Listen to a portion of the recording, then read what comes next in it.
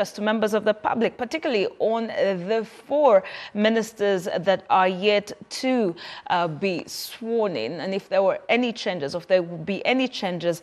That continues to be a point of contention and, of course, of hot debate in the country. It is also the other Minister for Education and Sports, who's also the First Lady, Honorable Janet Kataha Museveni, whose vetting process as well as swearing-in ceremony will also not be happening today. So we'll certainly be on top of these stories and get you to Entebbe, State House Entebbe, as on of when this particular event kicks off.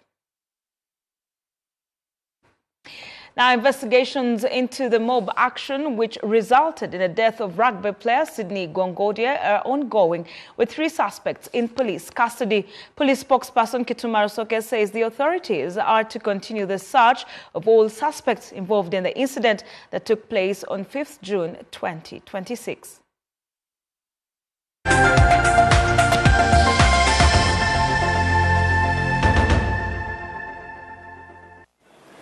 We have been carrying out a number of investigations. The hunt for suspects is on, and we are glad that the public has picked very keen interest in even identifying the suspects. So far we have 3 in custody, but more, especially those whom you see actively in participation, shall be arrested. They can't hide, or their hiding is very temporary. Now, as Uganda Police Force, we strongly condemn acts of mob justice or mob action. Such actions, and I have repeatedly said it, are unlawful. They undermine the rule of law and often result in the loss of innocent lives. We urge all members of public to restrain from taking the law into their own hands under any circumstances. If you have to arrest a suspect, if it is a must, then you must surrender them to the police without resorting to torture or any form of harm. Members of public are reminded that participation in mob action constitutes a serious criminal offense and may lead to charges, including murder. We warn the public also against joining lynch mobs, as some individuals exploit situations to target innocent people with malicious intention.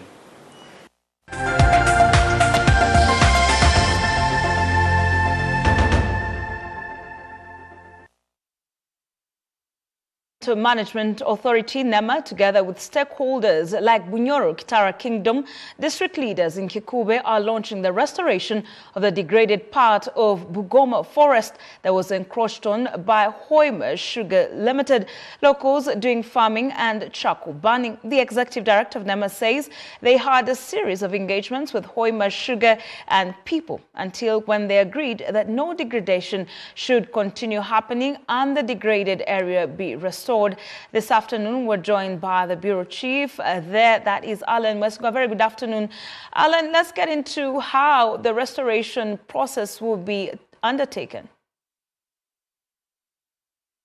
A very good afternoon, Tracy, and good afternoon, Uganda. I am in Nsozi. Nsozi is in Changwali Sub-County, Chikube District, and joining me on set is the RDC of Chikube District, Godwin Kasigwa Angalia, to bring us to speed about the event, but also restoration of the degraded area that is partly by Hoima Sugar, but also some communities in here. How is that going to be done? Are we certain of how big that is? Yeah, thank you so much. You see, when you are starting up a big plantation like sugarcane growing, NEMA always recommended that you should respect the environment. So Hoima Sugar was given a guidance under NEMA, but they were naive to the neighbors of their land decided to encroach by clearing the buffer zone. So today we are here to launch the planting of pillars, the planting of trees in the buffer zone.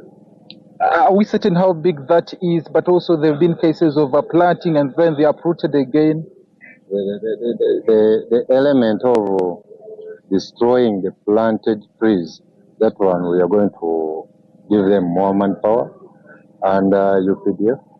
But before, under a report by NEMA, we had an area for urban center, we had an area for buffer zone, and the whole land is 22 square miles. Then the 9 was supposed to be for sugarcane. So the remaining, we need trees, and that's why we are here to plant trees in the remaining 13 square miles of land.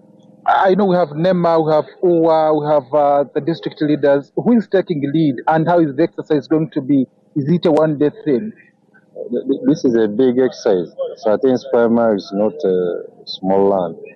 Of course, this is a land which was released from Kingdom, the Bunyoro Kingdom, to an investor, Hoima Sugar Limited. So Hoima Sugar takes the responsibility of planting trees for the next 87 years because they were given a lease for 99 years. But of course, as a district, we have support and environment department. NEMA also is supporting and other partners to make sure that these planted trees, no one should tamper with them. As we conclude, what are your last statements and words to the general public? Because a lot of statements, someone says, I want to do farming. Are we going to be given leeway to harvest maize and all that? Well, all activities which were taking place in Hoima Sugar land was mainly illegal. Hoima Sugar is here to grow what? Sugarcane, not maize. So whoever was growing maize was carrying out illegal activity. You see, this land is adjacent to the forest, Bugoma Central, Bugoma Forest National Park now. And there are other encroachers also have entered Bugoma. But all those who have been practicing growing of maize, they were carrying out illegal business. And whatever is illegality, surely we cannot discuss about that. We have deployed under Bugoma Park, we have deployed our forces and UPDF. And under Hoima Sugar, we are going also to reinforce, to give more forces, the UPDF forces, to Hoima Sugar so that they can remove those criminals. Many thanks for speaking to us, Godwin Kasigwa Anga.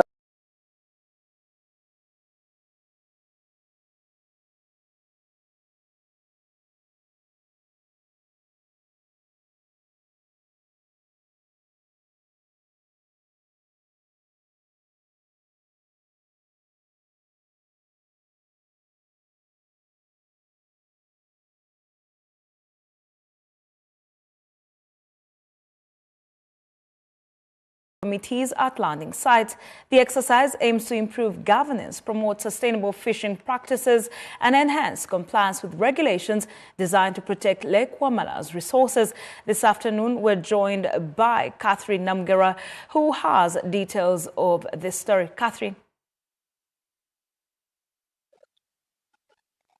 Good afternoon to you, Tracy, and viewer. Now, the Mityana District authorities, headed by the RDC Muchivi Joseph, together with the 115 Marine Brigade unit, headed by Lieutenant Tumusime Moses, have started the process of electing the new leadership committees for different landing sites on Lake Wamala. Remember, Lake Wamala has over 20 landing sites that are on this lake, and you know it cuts across 3 other districts like Kasanda and Gomba. But for Mityana, it has only 14 landing sites, and as you see in my background, these are the people that have been identified that are going to be sitting on the committees that have been identified. According to the RDC Joseph Muchivi, they have identified 3 committees: the landing site committee, the district committee, and the sub-county committees, and the people you're seeing behind, these are fishermen that are going to be sitting on the landing site committee. Every landing site will be having a committee of 7 people that will be working together with other 2 committees. And according to the RDC still, it says that they have put different guidelines in this process, whereby the chairperson and his vice of a landing site, you must not be below 40 years of age. It means to qualify to be the chairman of the landing site and your vice, you must be of the age of 50 and above. Secondly, if you are supposed to sit on this committee, you must be not been in any leadership position of the landing site. That's when you qualify to sit on this committee, meaning this time around they want new faces on this leadership. This time around, when you see the fishermen have been not involved, they elect this leadership for some reason, and one of them is that when they are given chance to elect the leaders, they tend to elect someone they know that will not question in case of any bad fishing activities on the lake. That's why, so this time around, that this and other security organs did research on this landing site, and they started appointing or selecting some people that they think they qualify to be on these committees. And what is going on now is the screening of these 7 people that will be sitting on each committee of these 14 landing sites on lake. And one of the things that they say these committees will help is they will help to strengthen monitoring, coordinating, but also to supervise all the fishing activities on Lake Wamala, so that they improve on all the practices that are being done on Lake Wamala. According to the authorities, they also say that these committees will also help to see that all the activities that are carried out on Lake Wamala will be like they benefit both the fishermen and other stakeholders, and they will be doing them in a rightful way or in a lawful manner. Let's see, that is it for now. The screening of these committee members is ongoing. The district security committee, together with the 115 Marine Brigade committee, they are doing it. The panel is inside the office of the RDC. They are doing the screening, and once you don't qualify to sit, because they are asking a number of questions to these people that were identified to sit on these landing sites committees. So once you don't qualify, I think they have another option of looking for someone else. And if you qualify, they verify your committee, and leadership is going to start with effective immediate. So that's it from me, and that's it from Mitiana. More of this we shall be bringing them in subsequent bulletins. Tracy, back to you at the Political Command Center. Many thanks, Catherine Namgira, with details on that particular story. Moving on, the High Court in Kampala is set to finalize key details in the treason trial of veteran politician Dr. Kizza Besigye, including the selection of the court assessors. Proceedings initially scheduled for 11 a.m. were delayed by more than an hour. Trial judge Emmanuel Baguma eventually took the bench and asked lawyers from both sides whether they knew if the accused would appear. Court proceedings are now ongoing. We now take a moment to listen in. Witnesses to prove each of the ingredients of their case. So it does not mean that if the defense comes up with agreed facts, it is a do or die or a must have that they will be agreed upon by the prosecution. So from the side of the prosecution, we reiterate, we do not have any agreed facts. And my lord, the defense should raise these facts that they are seeking to rely alone. Let's not remain in speculation that if there are any facts, let them be raised clearly before this honorable court, so the prosecution can know what agreed facts do they want to rely on. My Lord, the prosecution has disclosed evidence that it intends to rely upon, both documentary and physical evidence. My Lord, the prosecution does not understand what my land senior colleague Lukwago meant by he has seen police statements of witnesses who gave testimony to police people. I mean, the difference is trying to create between police statement vis-a-vis witness statement, and the prosecution should tell him which are witness statements. My Lord, the evidence is before them. If we give you a statement, it means we are intending to rely upon the author of that statement. Whoever has made that statement, that is a witness, and is recorded by the police. The details of those particular proceedings continue on NBS Live on Afro Mobile, and of course, more will be in our subsequent bulletins. The Ministry of Agriculture has provided coffee processing equipment to farmers to promote a value addition and increase incomes. Farmers have been urged to move beyond selling unprocessed green coffee beans and embrace processing to enhance product quality and boost competitiveness and access better opportunities in both local and international markets for higher returns. We are joined by the Bureau Chief in Kasese, Fad Masereka. Many thanks for joining us. For many, they might be questioning just how much coffee is grown in Kasese, but also this initiative, how will it improve the exploits in the region? Well, good afternoon to you, Tracy. Good afternoon, our viewer. Well, as you may be knowing, Kasese is the biggest country's Arabica coffee producer, with about 70% of the Arabica coffee in this country coming from this particular district. But again, with that big chunk of coffee, it is still said that the farmers do not benefit well from this coffee that they produce, because most of the farmers sell this coffee as raw beans, as red cherries.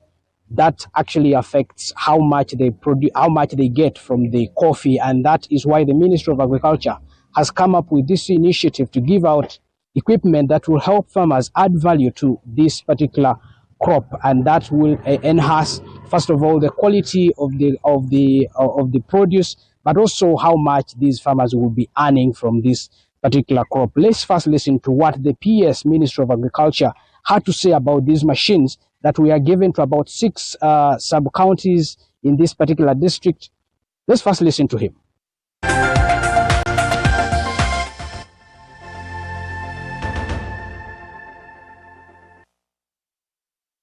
Over 70% of your households rely on coffee farming as smallholders, but you have a few commercial holder farmers.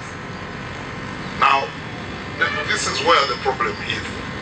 You rely mostly on the sale of unprocessed green coffee beans, and this limits your income and your market competitiveness.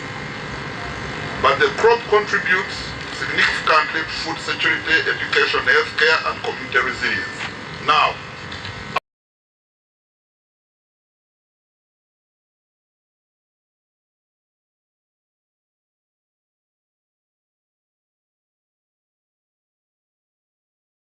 as red cherries or unprocessed green beans to middlemen at low prices. They cheat you. The middlemen cheat you. And you miss out on opportunities to increase value through local processing, branding, and especially marketing. So what are our objectives? We want to promote coffee value addition amongst you. We want to promote coffee value addition amongst the farmers and farmer groups. And we are providing you coffee value addition equipment such as wet mills and hullers. There are some wet mills and hullers, so we are giving them to you. We want to provide you technical guidance on coffee quality and value addition through capacity building and of farmers and other players.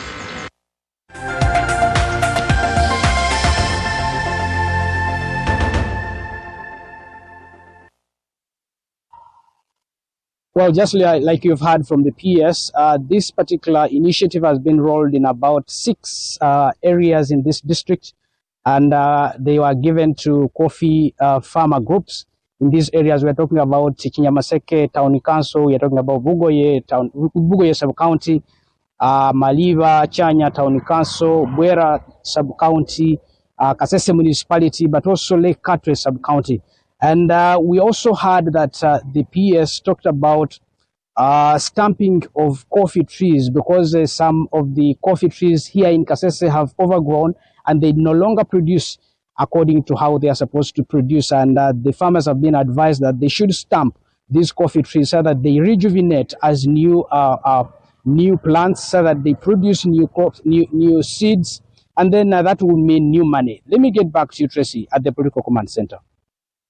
Many thanks, Fad Masareka, for the details of that story. We now take a short break. NBS Live at 1 returns shortly with many more stories.